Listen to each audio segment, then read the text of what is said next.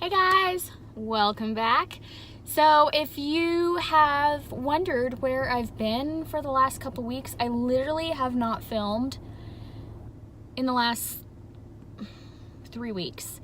So I figured I would just give you guys a little life update and let you know what I've been dealing with and why I've been kind of in hiatus and have not been filming as often. And I'm hoping, crossing my fingers, that when September comes, it's going to be a whole new ball game, because August sucked so bad, like the entire month of August. And so I'm just going to start you off with a little life update. One is I've been in the biggest reading slump, and I want to blame it on all the shit that's happened this month of why I'm not in the mood to read. But to be honest, it kind of started the beginning of August before everything even started going nuts. I was doing really good. Like, July was a really good reading month for me, and I was just flying through books and audiobooks. And then I don't know what it was about August that I finished a few books, and then all of a sudden I started a book,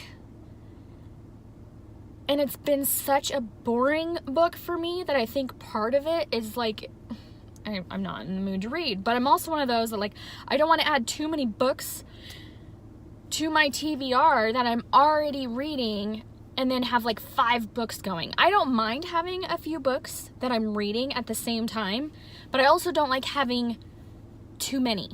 Like, I think 3, sometimes 4 if I've like thrown in kids books that I'm reading with my kids. 4 books at a time that I can read. But anything more than that, it's just like, why even start one? I need to finish one and move on. But maybe what I should have done this month, is just set the book aside that I'm not into and just start something new. But I'm too stubborn and I'm too pig-headed. And I will do my August wrap-up here sometime in the next few days when I get to it, because I promise videos are coming. But I'll explain which book I'm talking about, because it's not my favorite. And there's been so many people that have loved it, and I'm like, oh my god, this is the most boring book ever. So anyways, without further ado, other than being in kind of a reading slump for the month of August, it's just been a whirlwind of things. So if you've been following my channel, you'll know that my husband has been coaching 2 Grid Kid teams, and Grid Kid is where kids are finally like in pads and helmets, and it's a very like intense schedule. When they hit Grid Kid and they're in pads and helmets, it is finally like you're having practice 5 days a week. You are doing practice an hour and a half to 2 hours every day. And then of course there's other things going on with football, such as like fundraising and pad handouts, and it's just crazy, jamborees and all that jazz. So August is like a crazy month for football. Granted, my husband has been helping and coaching 2 teams. Our 4th grader, he's been a head coach for, and then my 7th grader, he's been assistant coach. So if you know anything about coaching, it takes a ton of your time, and it is of course completely voluntary.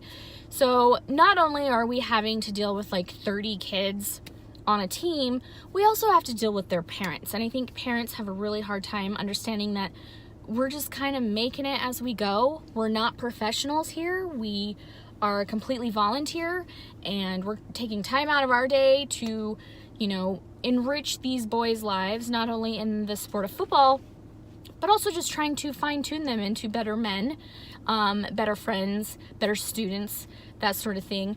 But luckily, my husband hasn't really had to deal with the background of football for our 4th grade team that he's been head coaching, because I've kind of taken that under my wing, and I've been the whole head coach mom, where I send out the emails and the text message, make sure things are like ready and organized, and my husband has everything he needs for practice or whatever, as well as letting him know which kids are going to be missing and which parents I've been in contact with and what's going on. And then any parents that are complaining, more than likely they're emailing me, and I try to keep my husband out of a lot of the just because he doesn't need to deal with the extra drama. He is already stressed out enough trying to make sure that every boy has, a proper position, that they're all excelling, and then giving them proper playtime, and then he's worried about not giving them proper playtime.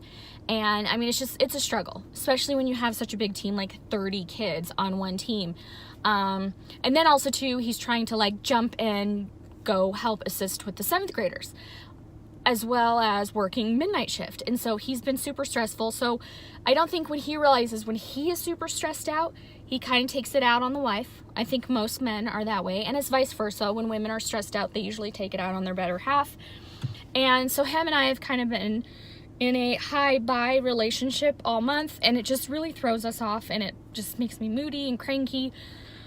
So that's another thing that's just been piled on. And then my son, my youngest, my 4th grader, started getting sick about a week and a half ago. And it started out with just like fevers, and he kept saying his like tummy hurt, but like nothing was happening tummy wise. He just kept saying it hurt. So I kept him from football for a few days. School was about to start in a week, so I'm like, you know what, we're gonna get over this so he can go back to school.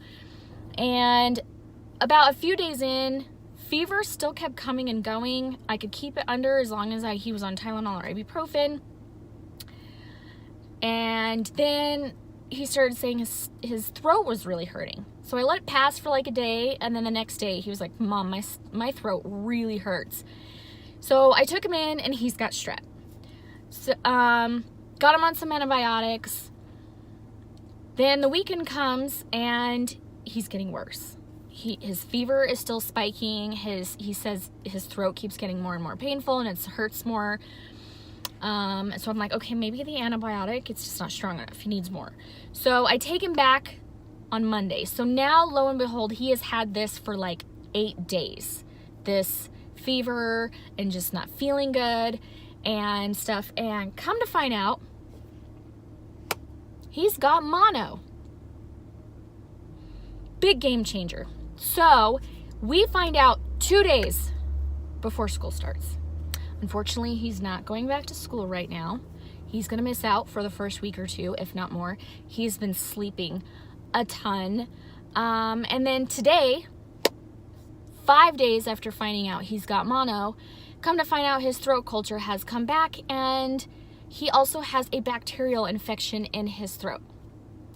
They tested it against a bunch of antibiotics, and come to find out erythromycin is the only one. So I am heading to Walgreens right now to go pick up his antibiotic for the bacterial infection that is in his throat. We have been completely quarantined in our house. And when I do leave, I'm like, okay, bud, I'm going to leave you for just an hour.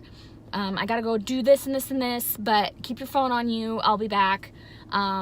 But at the same time, I can't even go watch Big Brother play football because little brother is sick. We tried watching from the car one day, but it's just too hard, and he was just so tired and worn out. So I'm missing out on Big Brother's football stuff. My husband pretty much had to step down from head coach the last few days for the 4th graders, but he's still assistant coaching, even though our son is no longer playing football. One of the huge side effects with mono is not only that you're feeling tired and icky and whatnot, but also too, your spleen enlarges and gets really inflamed. And so no contact sports, no rough housing. It is completely out for a while. So he is completely done with football till next year. But my 7th grader is still doing it. So my husband is still also assistant coaching for that team as well. So lo and behold, it's just been a really shitty month all of a sudden. And at the same time, about a week ago, I get in a car accident, and I accidentally rear-end a lady. And the car looks worse than the accident really was. It was just me not paying attention, just following too closely. I was too much in a hurry. I was actually running to the gas station to pick up my little guy who's not feeling good at the moment before we even found out all of his diagnosis. So I was just heading to the gas station to like cheer him up with like a little thing of ice cream or some soda. So he was actually in the car with me, and when I hit this lady from behind, it was in a green light. The line was actually going, but of course I just really wasn't paying that much attention. I was just going through the flow, smacked into her. But when I smacked into her, I was actually turned and was trying to talk to him like, hey bud, what is it that you want from the gas station? So had to deal with that. I just found out yesterday that although it really wasn't that bad of an accident, because my car, my SUV, was such a dinosaur, it is going to cost more to fix it than what it's actually worth. So now they've totaled my car, and I pretty much just sold it to Progressive because that's who our insurance is. And now this weekend I have to go and look for a car. Right now I am in a rental, and it's super badass because it's nicer than any car I will ever own. So I've got all these like cool bells and whistles, but I'm trying not to get too attached because it's so nice. It's so much nicer than what I'm used to having. Anyways, so that's been like my month in August, and it's just been one thing after another, just piling on. And I've got a whole bunch of new accounts through my small business that I own.